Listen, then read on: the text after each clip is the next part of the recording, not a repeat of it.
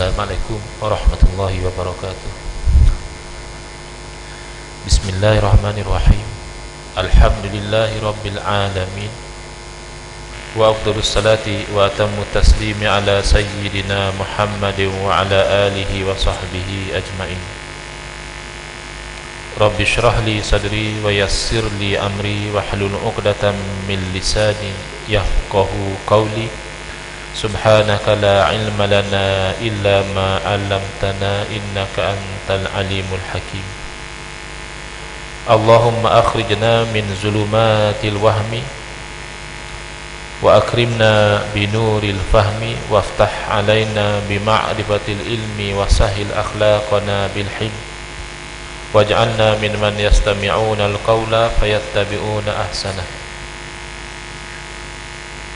Allahumma ati nufusana taqwaha wa zakkiha anta khairu man zakkaha anta waliyuha wa maulaha. Allahumma arinal haqqa haqqan warzuqna ittiba'ah wa arinal batila batilan warzuqna ijtinabah, amma ba'd. Alhamdulillah, insyaallah pada malam ini kita akan sambung membaca, memahami dan mengambil manfaat daripada isi kitab Kekeliruan Umat. Inilah jawapannya, susunan Al-Fadil Ustaz Muhaddir bin Haji Jul hafizallahu ta'ala wa nafa'ana bihi wa bi'ulumihi fid darain, amin. Kita sampai ke muka surat 20. Betul ya? Kita sampai ke muka surat 20, iaitu pecahan yang ketujuh daripada bab yang pertama. Masih lagi, iaitu kita membincangkan tentang tajuk bid'ah, dan diterangkan oleh penyusun kitab bahawa perkataan bid'ah itu ada dua maksud.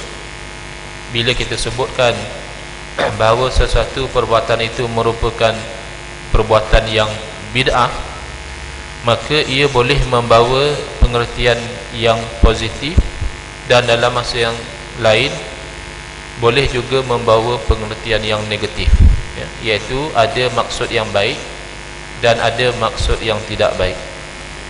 Soalan, ya, di muka surat 20, apakah contoh perkataan bid'ah yang bermaksud baik dan tidak baik? Nah, jadi diminta contoh. Jawapan, perkataan bid'ah iaitu bererti perkara atau perbuatan yang baharu, tidak semuanya bermaksud tidak baik dan tidak semuanya membawa maksud sesat. Ya, kita telah terangkan, ya, dalam kuliah yang lalu macam mana lafaz, ya, kullu di dalam hadis kullu bid'atin dalalah itu adalah kullu majmu', iaitu kullu yang bermaksud sebahagian, bukannya kullu jami', bukannya kullu yang bermaksud keseluruhan. Dan kita telah bawakan, ya, contoh-contoh ayat-ayat Al-Quran yang mana ayat Al-Quran itu juga menggunakan kalimah kullu, tetapi yang dimaksudkan adalah ba'du, sebahagian. Dan juga hadis-hadis Nabi sallallahu alaihi wasallam yang menggunakan kalimah kullu, tetapi yang dikehendaki adalah ba'du, sebahagian, ataupun mu'zam, kebanyakan. Ada juga bid'ah yang bermaksud baik. Ada juga bid'ah yang apabila disebutkan bahawa perbuatan itu bid'ah, tetapi itu adalah sesuatu yang baik dan terpuji. Contoh, kita ambil yang tidak baik dahulu. Apa dia contoh? Kalimah bid'ah digunakan dengan maksud yang negatif.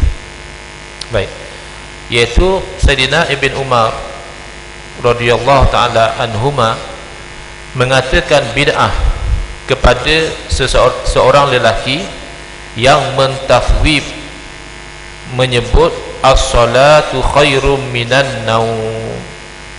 Apa dia as-salatu khairum minan naum? Bermaksud solat itu lebih baik daripada tidur ketika azan. Tak boleh ke mengatakan as-salatu khairum minan naum ketika azan? Adakah itu bid'ah yang buruk?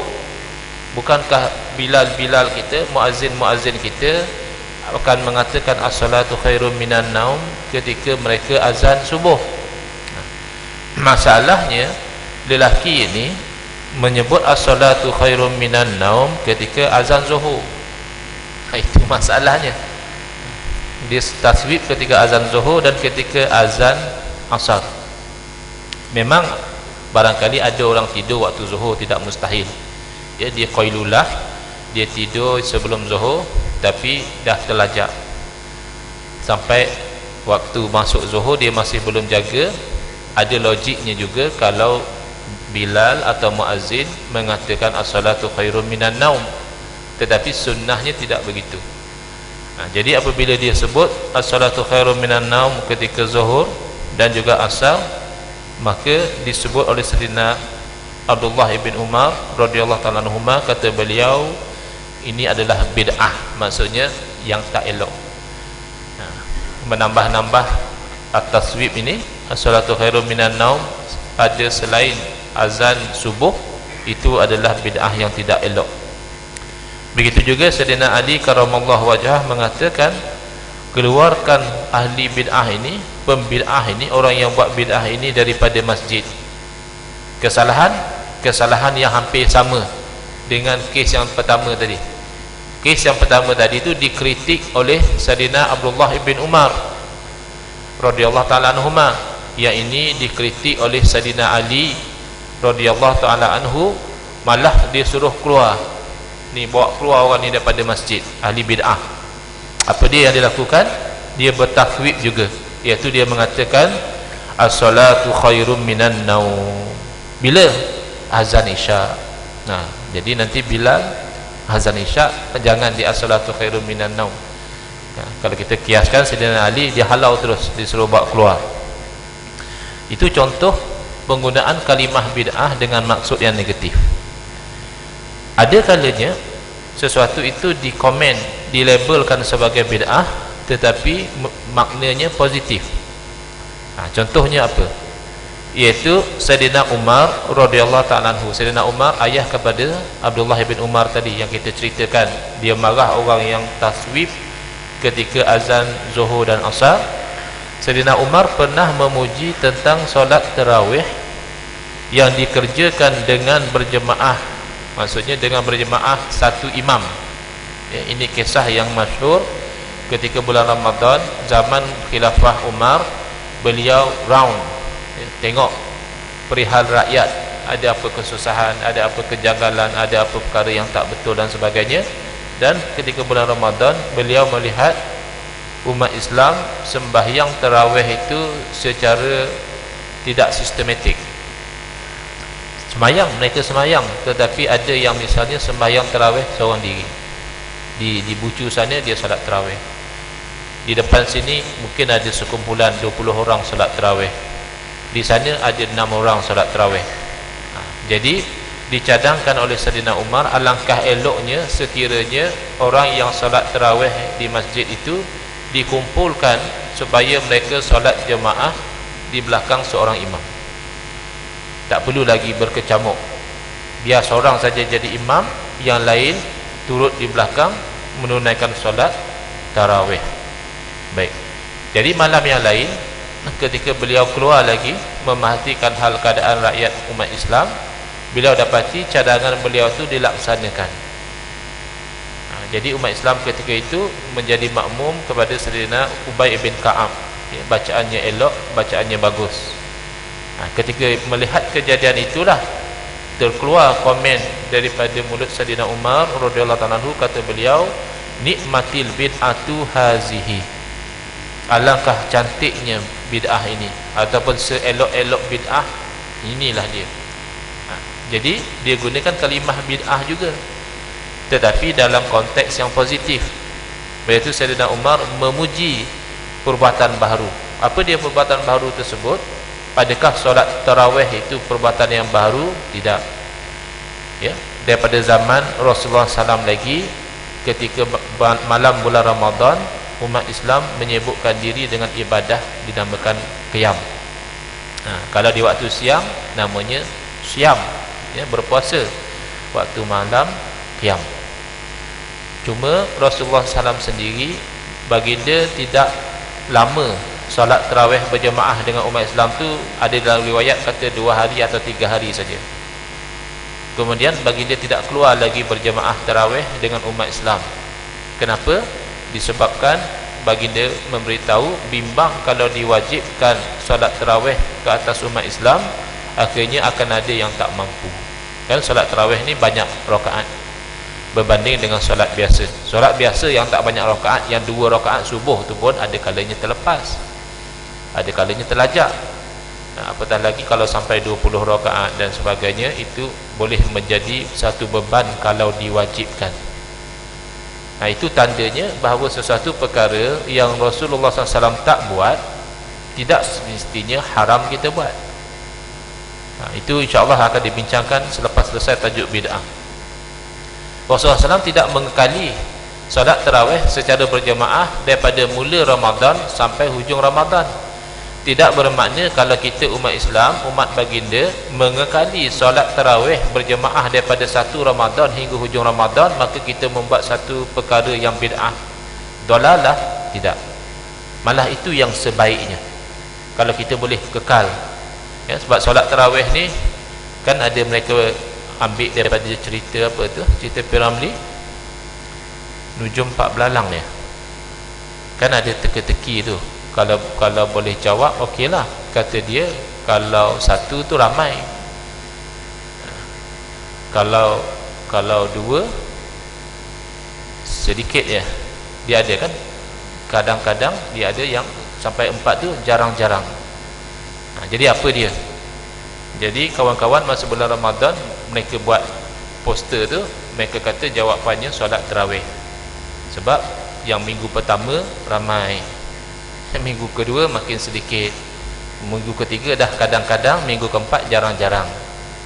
Sebab orang dahulu mencari Lailatul Qadar, orang zaman sekarang mencari Lailatul Qamdar. Jadi dah tak datang masjid. Sedangkan Nabi tidak mengekali solat tarawih berjemaah sehingga hujung Ramadan. Tetapi kalau kita boleh mengekali, itu baik. Dan yang dimaksudkan dengan bid'ah di sini bukan solat tarawihnya. Solat tarawih itu memang dah ada. Tapi yang dimaksudkan dengan bid'ah itu adalah solat tarawih secara berjemaah di belakang seorang imam, setelah sebelum itu dilakukan secara gaya bebas. Hampa nak sembahyang tarawih sama-sama hampa, silakan. Hampa nak solat seorang, hang solat seorang. Sekarang dah jadi sistematik, maka dipuji oleh Sayyidina Umar, kata dia elok, seelok-elok benda baru inilah dia. Begitu juga perkataan Sayyidina Abdullah bin Umar tentang solat duha, dengan katanya bid'ah wa ni'batil bid'atuhi.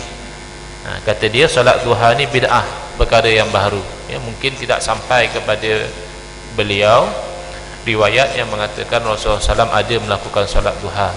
Jadi biasalah, khilaf ini bukan berlaku di kalangan para ulama yang kemudian sahaja, malah di kalangan para ulama, di kalangan sahabat-sahabat Nabi juga ada kalanya mereka berbeza pandangan. Jadi antara sebab kenapa mereka berbeza pandangan, tak sampai riwayat kata Rasulullah SAW melakukan sesuatu perbuatan.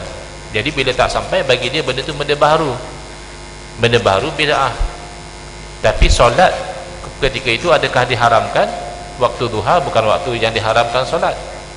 Maka itu satu perkara yang baik. Waktu orang lalai, waktu duha ni biasanya orang lalai dengan pekerjaan, orang lalai dengan urusan, orang lalai dengan itu dan ini.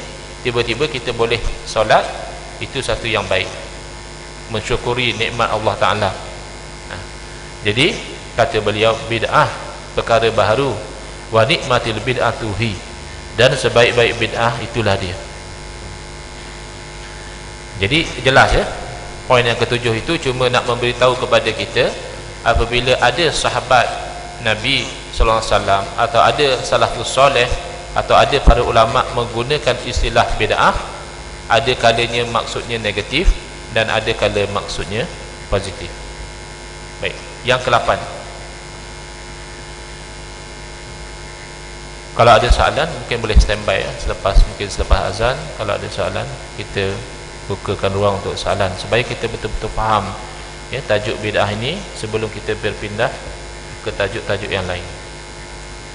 Panjang lagi sebab di sini kuliahnya sebulan sekali ya, dari segi momentum paling baik 2 kali sebulan, jadi kita tidak tinggal tu terlampau jauh. Ramadan memang dah tinggal dah 1 bulan. Kalau ada ruang memang elok, apa, bukan untuk saya sajalah, mana-mana ustaz pun kalau dia bawa kitab seelok-eloknya 2 kali sebulan. Pantun daripada guru saya, mungkin saya pernah sebut, almarhum Tuan Guru Haji Muhammad Saman Kati, kata beliau, sebulan musalli, sebulan bidayah, sebulan sekali, lama-lama tak payah.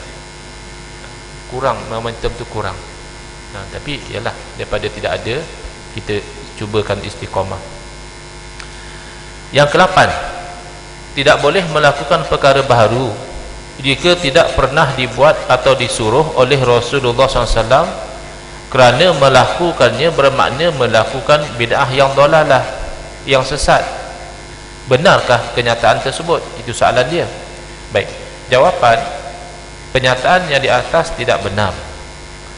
Banyak sekali contoh menunjukkan para sahabat ridwanullah ta'ala alaihim melakukan perkara baharu yang tidak pernah dibuat dan juga tidak disuruh oleh Rasulullah SAW ketika hayat baginda.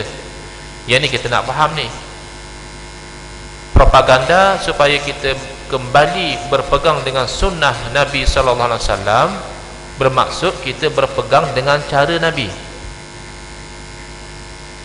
Jangan kita sempitkan, konon kata kalau ikut sunnah, apa yang Nabi tak buat, Nabi tak suruh, maka haram kita buat dan haram kita lakukan. Adakah itu sunnah Nabi? Adakah mengharamkan perbuatan-perbuatan yang tidak pernah dibuat oleh Rasulullah SAW itu adalah sunnah Nabi? Itu kita nak tengok di sini. Macam mana Nabi SAW menghadapi perbuatan-perbuatan yang baginda tidak lakukan dan baginda tidak suruh. Contoh yang pertama, Sayyidina Bilal radhiyallahu ta'ala anhu melakukan solat sunat wudu, atau boleh juga dianalisa sebagai solat sunat mutlak ya, solat sunat mutlak ni semata-mata solat sunat, bukan ada dikaitkan dengan sesuatu. Bila beliau lakukan, iaitu selepas setiap kali mengambil wudu. Jadi solat sunat 2 rakaat selepas berwudu tidak diriwayatkan bahawa Rasulullah SAW melakukannya secara berterusan ya. Wudu, solat, wudu, solat. Tidak ada riwayat mengatakan Rasulullah SAW melakukan demikian, ataupun tidak ada riwayat mengatakan Rasulullah SAW menyuruh, mengatakan kamu kalau berwudu eloklah solat 2 rakaat, pun tidak ada. Tetapi Sayyidina Bilal buat. Jadi termasuk ini perkara yang Nabi tidak buat dan Nabi tidak suruh.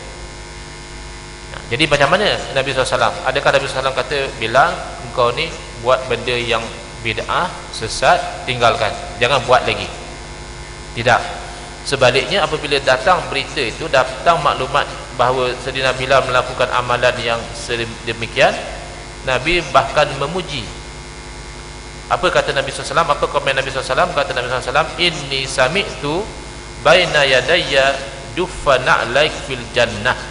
Sesungguhnya saya mendengar di hadapan saya itu bunyi selipar kamu di dalam syurga. Kan ada orang cara jalan dia kita dah cam dah, cek cek cek macam ni tuan haji ni, pak pak pak macam ni orang ni berjalan. Jadi Nabi cam bunyi selipar Sayyidina Bilal. Bila asalnya cerita Nabi SAW tanya, apakah amalan kamu wahai Bilal yang kamu paling harap sekali dalam Islam? Jadi Sayyidina Bilal fikir-fikir, kata dia, tidak ada apalah kecuali saya ni tidak berwuduk, melainkan saya semayang 2 rakaat lepas wuduk. Ada datang komen daripada Rasulullah SAW tadi, oh itulah saya ada dengar bunyi selipar kamu di dalam syurga. Kan itu pujian. Takkan selipar je masuk syurga tu tak masuk nak ya. Itu kinayah, maksudnya kamu tu daripada ahli syurga. Yang seterusnya, Khubayb ibnu Adi al-Ansari mendirikan solat 2 rakaat sebelum dibunuh. Beliau ditawan oleh musuh Islam dan dijatuhkan hukuman bunuh. Ketika itu beliau minta masa untuk solat 2 rakaat. Bayangkan orang yang solat dalam keadaan tahu akan meninggal dunia, tentulah solat dia tu khusyuk berbanding dengan solat dalam keadaan yang lain. Sebab tu kadang-kadang tuan-tuan imam mengingatkan makmum, kata mereka, sallu salatal muwaddi', hendaklah kamu solat orang yang nak mengucapkan selamat tinggal. Kalau kita tahu isyak kita ni adalah solat yang terakhir kita solat sebelum kita meninggal dunia, tentulah lain macam kekhusyukan kita. Jadi beliau khusyuk sungguh, cuma beliau memendekkan sedikit solat itu kerana kata beliau, kalaulah tidak saya bimbang dikatakan bahawa saya ini takut menghadapi kematian, nescaya saya akan panjangkan lagi solat saya. Nak jaga image, tak mau dikatakan oleh orang kafir umat Islam ni penakut, dia pendekkan sedikit solat ya? Kata orang kafir, ni tak habis-habis solat, takut kena bunuh lah tu kot. Dia tak mau macam tu. Tapi tak ada pula Nabi suruh siapa di kalangan kamu nak kena bunuh, solat dulu 2 rakaat kalau sempat. Tak ada suruhan macam tu. Jadi berita ni apabila sampai kepada Rasulullah SAW tidak melarang, tidak mengkomen dengan yang negatif. Dan diriwayatkan oleh Sayyidina Abu Hurairah mengatakan, fakana, maksudnya Sayyidina Khubayb tadi, awwala man shalla rak'atain indal qatli, adalah Sayyidina Khubayb ini orang yang awal-awal solat 2 rakaat ketika hendak dibunuh. Jadi dia tengok kepada kayu ukur syariat, solat tu bagus ke tak bagus? Bagus. Kita dalam amalan kita ni, kalau boleh yang baik ke yang buruk kita nak tutup. Penutup umur kita tu, kalau boleh kita mati dalam keadaan baik ke buruk. Jangan kata mati dalam keadaan buat maksiat, walauzubillah, dia mati dalam keadaan minum arak dan sebagainya, itu memang kita minta jauh lah. Mati tengah bersukan pun kita kurang gemar, betul tak? Mati di padang bola, mati di pasar malam. Kita kalau boleh nak mati di masjid, mati tengah baca Quran, mati tengah solat. Tapi ulama bagi panduan, kata dia, kamu bayangkan apakah amalan yang kamu gembira bahawa kamu dicabut nyawa ketika itu, maka perbanyakkanlah amalan tersebut. Jadi tak berapa adil lah kita ni angan-angan mati tengah solat, tapi solat tak berapa rajin, yang rajinnya ke padang bola. Jadi tak berapa adil dengan angan-angan kita. Kalau kita memang angan-angan nak mati dalam keadaan solat, maka kita kena rajin bersolat. Seterusnya, seorang sahabat bernama Rifa'ah ibn Rafi' Az-Zurqi membaca doa selepas iktidal. Ketika itu Rasulullah SAW menjadi imam. Jadi Rasulullah SAW mengatakan Sami Allahu liman hamidah, maka dibaca selepas daripada Sami Allahu liman hamidah itu oleh Sayyidina Rifa'ah, Rabbana lakal hamdu hamdan katsiran thayyiban mubarakan fi. Tengok, perhati tengok. Ada sebahagian daripada sahabat kita cukup marah, kata dia, kalau menambah-nambah dalam bab ibadah tidak boleh. Kamu nak menambah-nambah dalam hal dunia silakan, dalam bab kenderaan, dalam bab berpakaian, dalam bab rakaman gambar dan sebagainya, itu terpulang, itu hal dunia. Tapi kalau dalam hal ibadah tak boleh tambah-tambah, itu kena ikut 100% sebagaimana yang diajarkan oleh Rasulullah SAW. Tengok sikap Rasulullah SAW sendiri dengan penambahan yang dilakukan dalam ibadah. Ini tengah semayang, dia sebut sesuatu yang Rasulullah tak ajar. Apa dia sebut? Rabbana lakal hamdu, ya Allah Tuhan kami, bagi kamu segala puji, hamdan katsira, pujian yang banyak, thayyiban elok, mubarakan diberkati padanya. Apa komen Nabi? Kalau komen sahabat-sahabat kita yang berpegang macam ni, kita dah boleh bayangkan tak? Syekh baca apa ni? Bid'ah, Nabi tak ajar, masuk neraka. Kita dah boleh bayangkan dah pantun dia tu. Kita nak ikut sunnah ke? Tengok apa cara Nabi SAW. Bukan itu jawapan Nabi SAW. Oleh kerana pujian tadi sesuai dengan sembahyang. Sembahyang itu tempat kita memuji Allah, tempat kita bertasbih kepada Allah Ta'ala, maka Nabi tidak marah. Malah Nabi SAW memberitahu, inni ra'aitu bid'an wa salasina malakan yabtadirunaha ayyuhum yaktubu awal. Sesungguhnya saya melihat lebih daripada 30 malaikat berebut-rebut, berlomba-lomba siapa di kalangan mereka itu yang akan menulis terlebih dahulu kebaikan, pahala daripada ucapan orang tersebut. Itu kan pujian, itu kan pengiktirafan. Jadi kalau kita nak ikut sunnah Nabi SAW, kalau ada sesuatu yang baru di dalam ibadah yang dilakukan oleh seseorang, maka kita kena cek adakah ibadah yang dilakukan itu selari atau bertentangan dengan syariat. Contoh yang mudah yang selalu dipertikaikan bila sampai masanya, tak sampai masanya tidak jadi isu lagi. Nanti bila di hujung tahun Hijriah akan ada diamalkan oleh sebahagian umat Islam yang dikatakan doa akhir tahun selepas asar sebelum maghrib, dan doa awal tahun selepas selesai menunaikan solat maghrib. Ini nanti insyaAllah tuan-tuan yang ada Facebook, yang ada WhatsApp dan sebagainya akan terimalah mesej-mesej mengatakan doa awal tahun dan akhir tahun ni adalah bid'ah, jangan buat. Jadi kalau kita nak ikut sunnah Nabi SAW, kita kena lihat dahulu apa yang didoakan di akhir tahun tu. Kalau doa yang standard tu ialah minta ampun je lah. Kalau saya tahun lepas ada buat dosa, saya belum minta ampun, dan engkau berlembut dengan saya, tidak engkau hukum saya, maka saya minta ampun, ampunkanlah dosa-dosa itu. Kalau awal tahun, dia minta supaya dilindungi daripada syaitan. Jadi berdoa meminta ampun selari dengan syariat atau bertentangan dengan syariat, itu sepatutnya kita ukur. Kalau selari dengan syariat, maka tidak bid'ah yang dalalah. Doa supaya tahun hadapan kita dilahara oleh Allah Ta'ala daripada godaan syaitan, daripada godaan hawa nafsu, daripada terjatuh dalam dosa dan maksiat, minta Allah lindung kita. Doa yang semacam itu, adakah selari dengan syariat atau bertentangan dengan syariat? Kalau selari, bermakna itu walaupun bid'ah, tapi bid'ah yang elok, dengan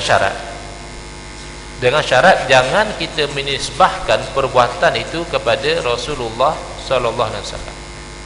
Jangan kita kata hampa nanti akhir tahun baca doa macam ni, ini Rasulullah suruh baca. Itu jangan. Kenapa? Sebab tidak ada dalil yang menunjukkan Rasulullah SAW suruh baca doa yang sedemikian. Tapi doa secara umum disuruh. Ud'uni astajib lakum. Berdoalah kepada aku akan perkenankan. Apa hasrat kita pada hujung tahun? Minta Allah ampunkan dosa. Okey, doa. Apa hasrat kita pada awal tahun? Minta Allah lindungi kita. Doa, silakan. Syarat dia tadi jangan dinisbahkan kepada Rasulullah SAW, melainkan kalau memang ada dalil menunjukkan amalan itu memang warid datangnya daripada Rasulullah SAW, tapi masih lagi ia terpayung di bawah suruhan yang umum. Lagi, tuan-tuan yang ada kitab boleh rujuk, yang tidak ada bawa kitab, sekurang-kurangnya cuba ingatlah 1-2 contoh. Nak ingat semua mungkin tak. Ingat 1-2 contoh. Jadi kalau ada kawan-kawan yang keliru, kita boleh bagi contoh.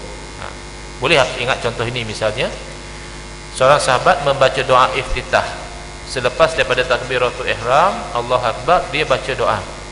Sedangkan pada masa itu belum Nabi SAW suruh baca doa iftitah, belum Nabi SAW lakukan doa iftitah, tapi beliau buat.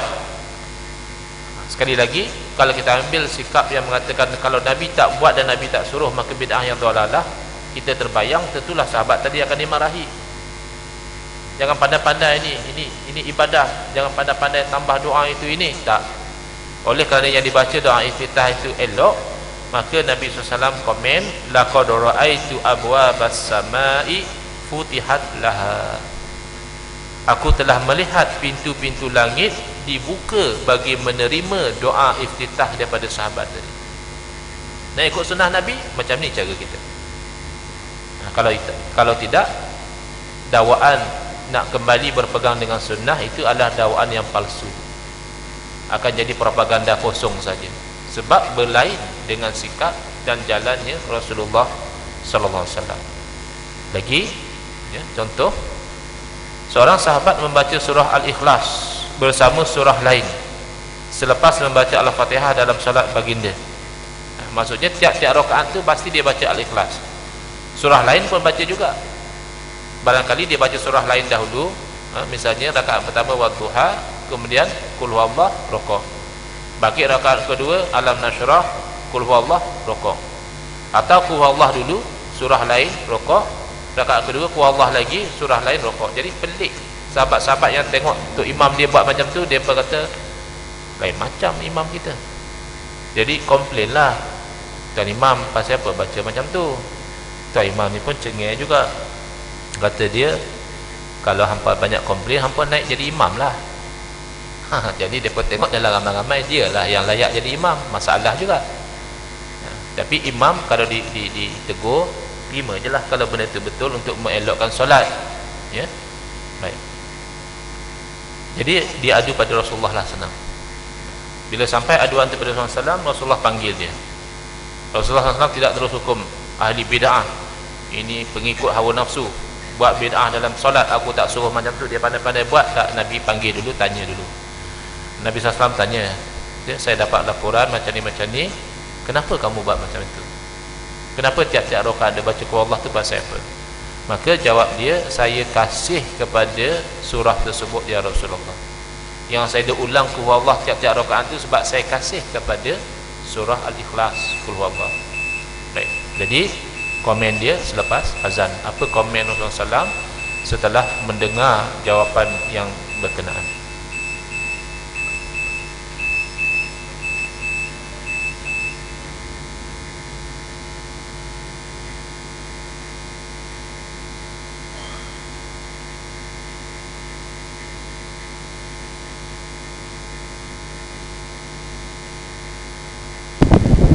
Subhanallah, alhamdulillah, wa la ilaha illallah, wallahu akbar. Wa la hawla wa la quwwata illa billahil aliyyil azim. Allahu akbar, Allahu akbar. Allahu akbar,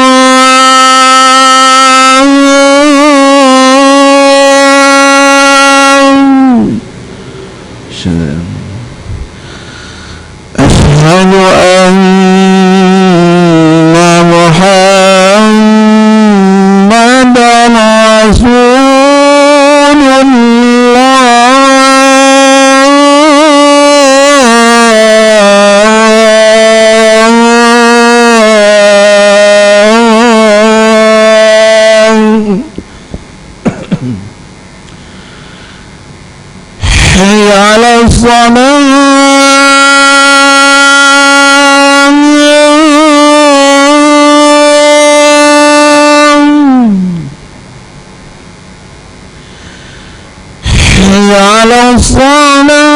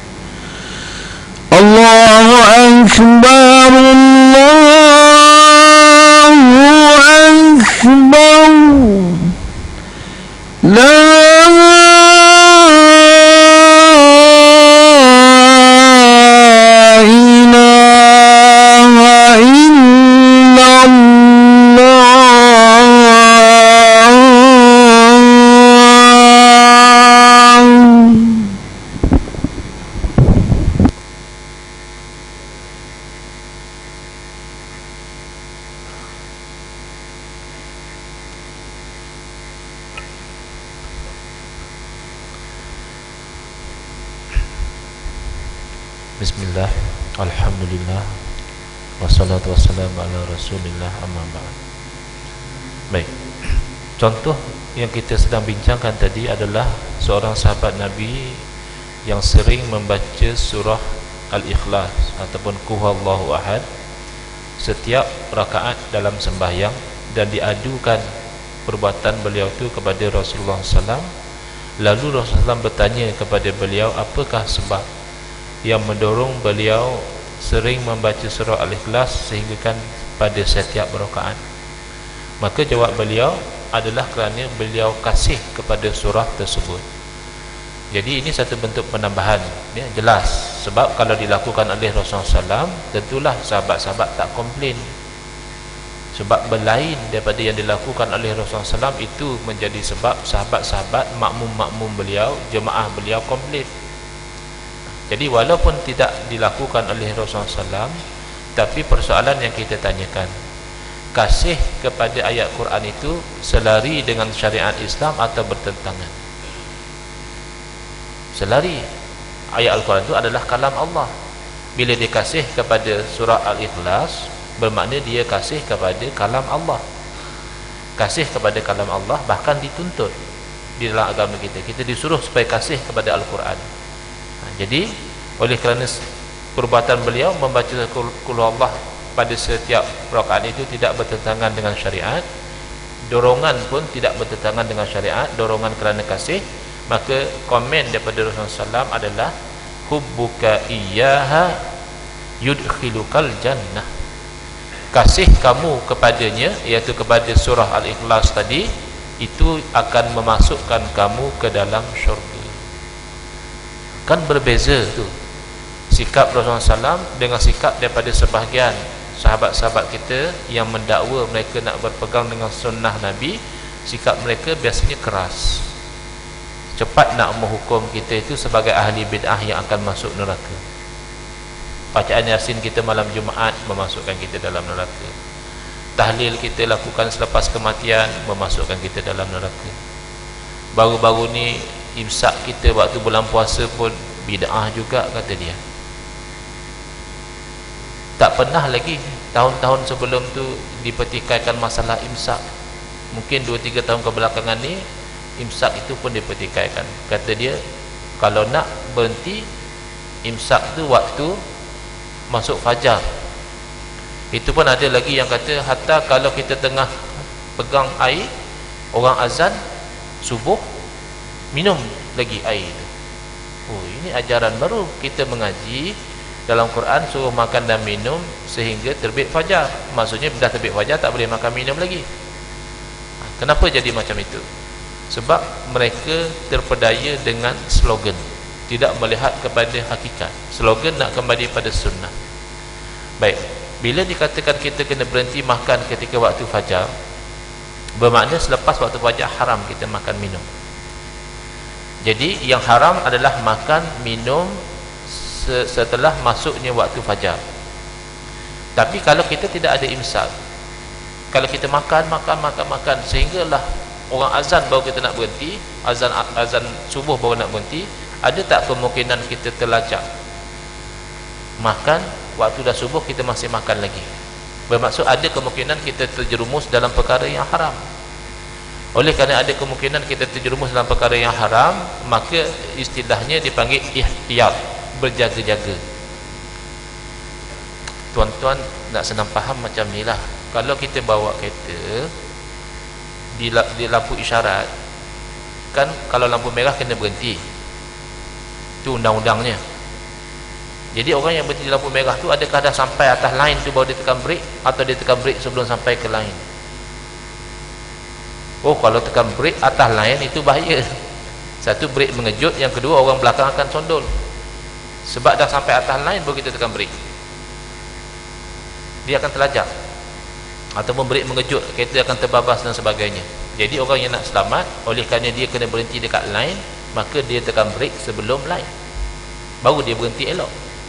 Begitu juga oleh kerana kita kena berhenti makan, minum dan melakukan perkara-perkara yang membatalkan puasa itu sebelum fajar. Selepas fajar dah tak boleh lagi, maka orang yang berhati-hati dalam agama, dia ambil masa lah sikit, basi sedikit.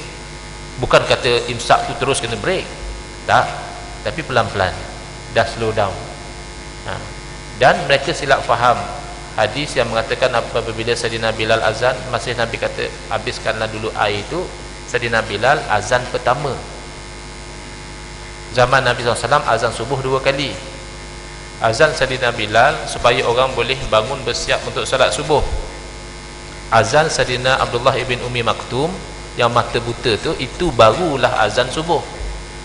Jadi dia baca, dia tak faham. Ini masalah nak ijtihad tapi tidak cukup alat. Baca hadis, tengok Nabi kata bila Bilal azan jangan berhenti minum saja. Memanglah masa Bilal azan masih boleh minum lagi. Itu cuma azan untuk bersedia saja, belum masuk waktu. Jadi itu kekeliruan yang berlaku oleh sebab kita berslogan nak ikut sunnah Nabi, malah kita tak ikut.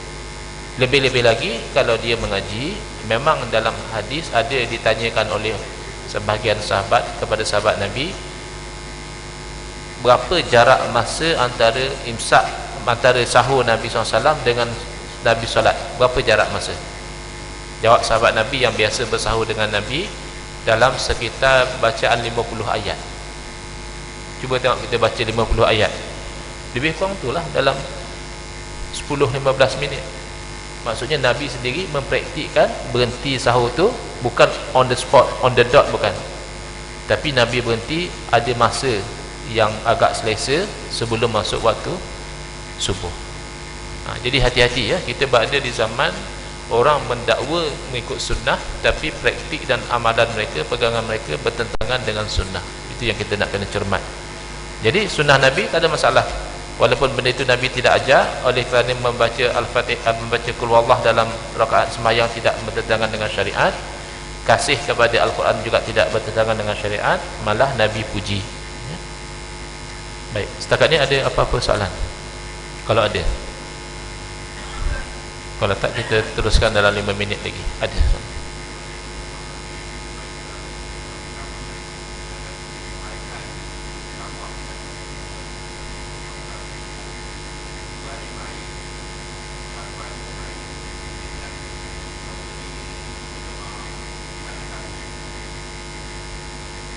Baik, kalau kita lihat daripada sudut itu, tujuannya baik, kata dia. Nanti pada tahu ada orang tidur juga. Tetapi yang ghalibnya orang tidur adalah pada waktu malam. Ya, yang tidur pada waktu siang ini jarang-jarang.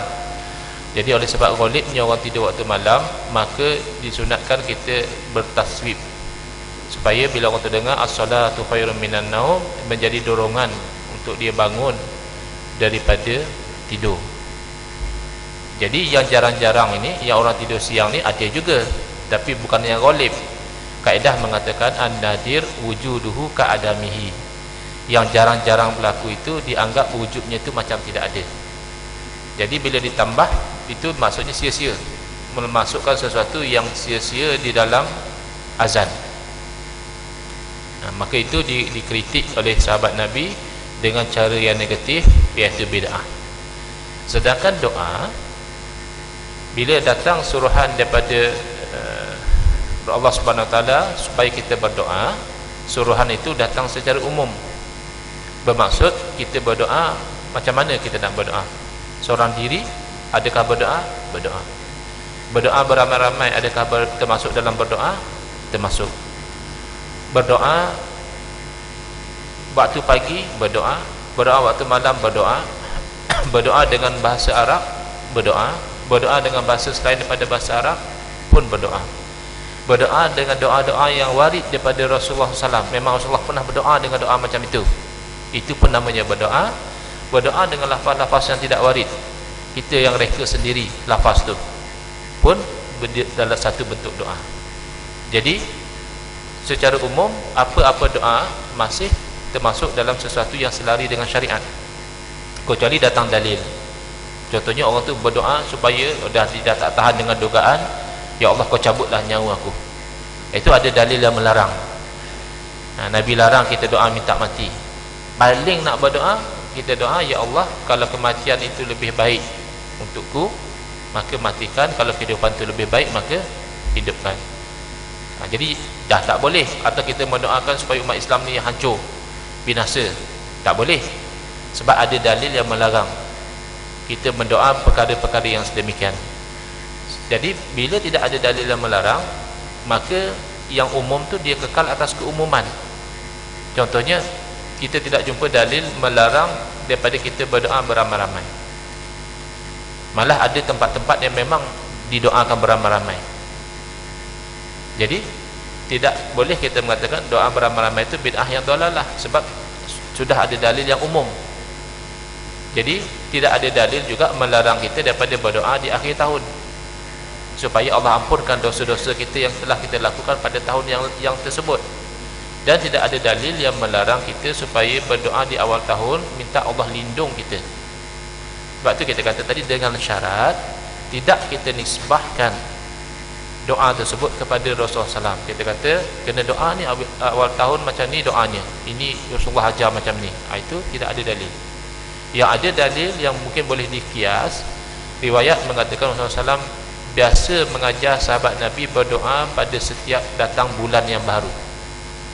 Masuk bulan baru, Nabi ajar supaya berdoa. Tapi doa itu lafaznya tidak sama dengan lafaz doa awal tahun, akhir tahun yang kita amalkan itu tak sama.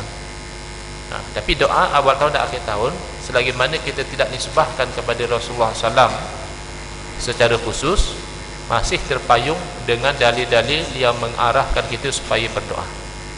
Dalam hadis Nabi misalnya, suruhan-suruhan dalam ayat Al-Quran misalnya, menyebabkan perkara itu bukan bid'ah yang dalalah. Nanti insyaAllah lebih terperinci Tuan Haji apabila kita masuk ke dalam bab jenis-jenis ibadah.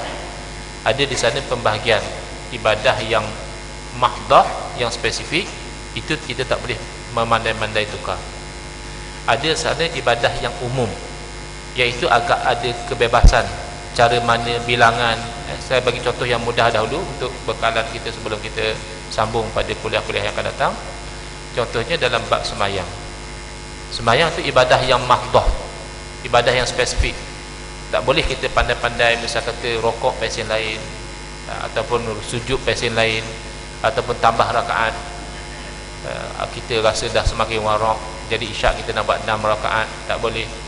Ataupun kita rasa letih, subuh kita buat 1 rakaat, tak boleh. Itu ibadah mahdah namanya. Tapi ibadah yang umum seumpama doa, itu boleh. Nak naik kenderaan, kita tak hafal doa sebagaimana yang diajar, kita doa macam kita lah.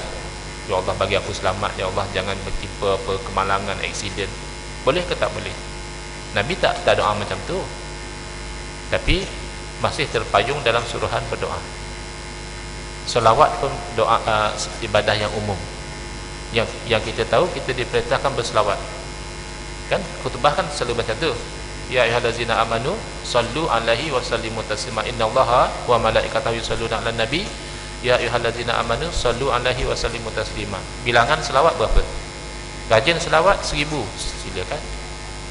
Tak berapa rajin, nak selawat 10 kali boleh. Nak selawat sampai 20,000 terpulang. Sebab selawat ini ibadah yang umum. Jadi insya-Allah ya, persoalan yang bermain di fikiran Tuan Haji itu diharap terjawab dengan penerangan tu, dan dah diberi gambaran. Bukan semua ibadah kita boleh tambah atau kurangkan. Ibadah yang spesifik kena ikut macam yang dah warid daripada Rasulullah SAW. Tapi ibadah yang umum masih ada ruang untuk kita menambah atau mengurangkan. Wallahu a'lam. Bismillahirrahmanirrahim. Alhamdulillahirabbil alamin. Wassalatu wassalamu ala asyrafil anbiya'i wal mursalin wa ala alihi wa sahbihi ajma'in. Allahumma shrah sudurana wa ahsin akhlaqana wa azim ujurana wa nawwir qulubana bi nuri hidayatika kama natar Allah bi nuri syamsika abadan abada bi rahmatika ya arhamar rahimin. Walhamdulillahirabbil alamin.